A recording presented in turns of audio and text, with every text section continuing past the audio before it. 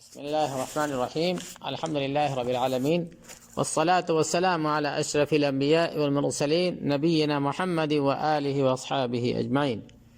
پیارے دوستوں اور ساتھیوں، آج توحید کے سبق میں جو ہیڈنگ ہے، جو عنوان ہے، وہ ہے الاستہزاء بالدین، یعنی دین کا مذاق اڑانا۔ اللہ تعالیٰ کا فرمان ہے، اعوذ باللہ من الشیطان الرجیم، وَلَئِن سَأَلْتَهُمْ لَيَقُولُنَّ إِنَّمَا كُنَّا نَخُوضُ وَنَلْعَبُ قُلْ أَبِاللَّهِ وَآيَاتِهِ وَرَسُولِهِ كُنتُمْ تَسْتَهْزِئُونَ۔ ترجمہ: اگر آپ ان سے پوچھیں تو صاف کہہ دیں گے کہ ہم تو یوں ہی آپس میں ہنسی بول رہے تھے۔ کہہ دیجئے کہ اللہ، اس کی آیتیں اور اس کا رسول ہی تمہارے ہنسی مذاق کے لیے رہ گئے ہیں۔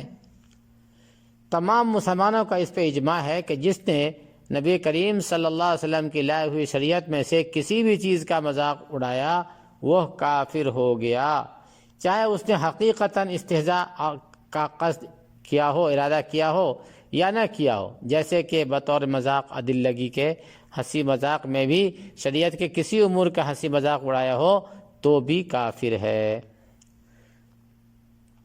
غزوہ تبوک میں ایک روز ایک مجلس میں ایک شخص نے کہا، ہم نے اپنے ان ساتھیوں جیسا زبان کا زیادہ جھوٹا اور جنگ کے وقت زیادہ ڈرپوک کسی اور کو نہیں دیکھا۔ یعنی صحابہ کے بارے میں منافق نے کہا۔ یہ سن کر مجلس میں ایک شخص نے کہا، تو نے جھوٹ کہا، بلکہ تو ایک منافق ہے، میں یہ بات ضرور رسول اللہ صلی اللہ علیہ وسلم تک پہنچاؤں گا۔ پھر انہوں نے یہ بات رسول اللہ صلی اللہ علیہ وسلم تک پہنچائی تو قرآن کی یہ آیت نازل ہوئی، اوپر والی جو آپ نے ابھی ملاحظہ فرمایا۔ عبداللہ رضی اللہ عنہ فرماتے ہیں کہ میں نے اس شخص کو دیکھا کہ وہ رسول اللہ صلی اللہ علیہ وسلم کی اونٹنی کی نکیل کی رسی سے لٹکا ہوا ہے اور پتھر اسے زخمی کر رہے ہیں۔ پتھر اسے زخمی کر رہے ہیں، یعنی پتھر کے ٹکڑے اس کے پیروں اور جسم کو گھسیٹنے کی وجہ سے زخمی کر رہے ہیں، اور وہ یہ فریاد کر رہا ہے، اے اللہ کے رسول، ہم تو بس ہنسی مذاق کر رہے تھے۔ اور نبی کریم صلی اللہ علیہ وسلم فرما رہے تھے، قُلْ أَبِاللَّهِ وَآيَاتِهِ وَرَسُولِهِ كُنْتُمْ تَسْتَهْزِئُونَ۔ آپ کہہ دیجئے کہ اللہ، اس کی آیتیں اور اس کا رسول ہی تمہارے ہنسی مذاق کے لیے رہ گئے ہیں۔ پس جس کسی نے ان چیزوں میں سے کسی چیز کا مذاق اڑایا جس کو نبی کریم صلی اللہ علیہ وسلم لے کر آئے ہیں، جیسے کہ علم شرعی اور عالموں کا احترام، عالموں کا استہزاء کرنا، اور جیسے کہ اللہ کے ثواب اور اس کے عقاب کا استہزاء کرنا، اور بھلائیوں اور معروف کا حکم دینے والوں کا اس لیے استہزاء کرنا کہ وہ نیکیوں کا حکم دیتے ہیں، اور منکرات سے روکنے والوں کا استہزاء کرنا اس لیے کہ منکرات اور برائیوں سے روکتے ہیں، اور جیسے کہ نماز کا استہزاء کرنا، چاہے وہ نماز فرائض میں سے ہو، چاہے وہ نماز فرائض ہو یا نوافل ہو۔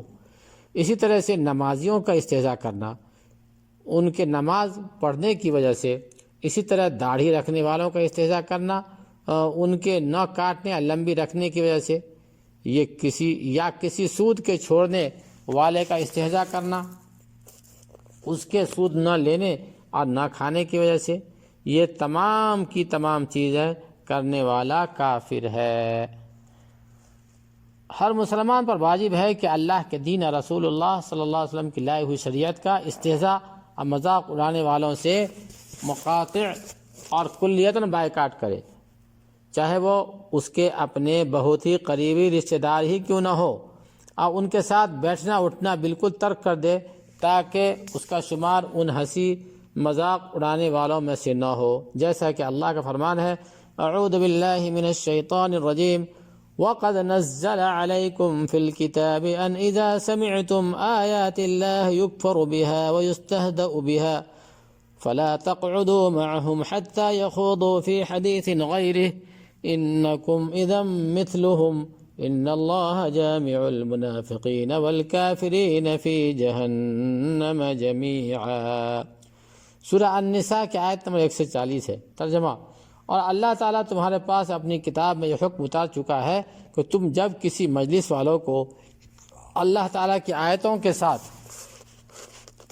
کفر کرتے اور مذاق کرتے سنو تو اس مجمع میں ان کے ساتھ نہ بیٹھو جب تک کہ وہ ان کے علاوہ اور باتیں نہ کرنے لگیں، ورنہ تم بھی اس وقت انہی جیسے ہو۔